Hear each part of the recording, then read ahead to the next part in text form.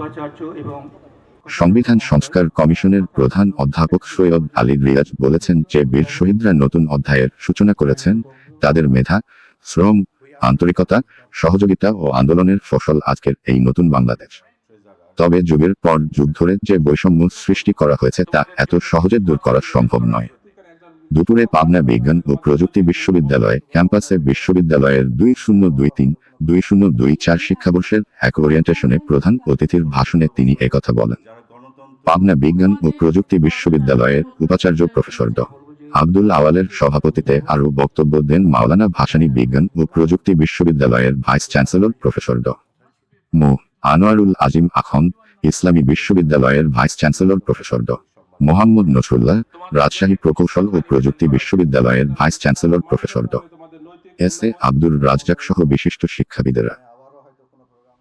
যে আন্দোলনের জন্য মানুষ যে দাবিতে, যে প্রয়োজনে, যে তাগিদে মানুষ প্রাণ দিয়েছেন, সেটা অকস্মাৎ আগামীকাল তৈরি হবে এরকম মনে করবার কোনো কারণ নেই। অনেকে আশাহত হচ্ছেন, এত প্রাণ গেল, এত কিছু হলো, কই বৈষম্য তো কমছে না।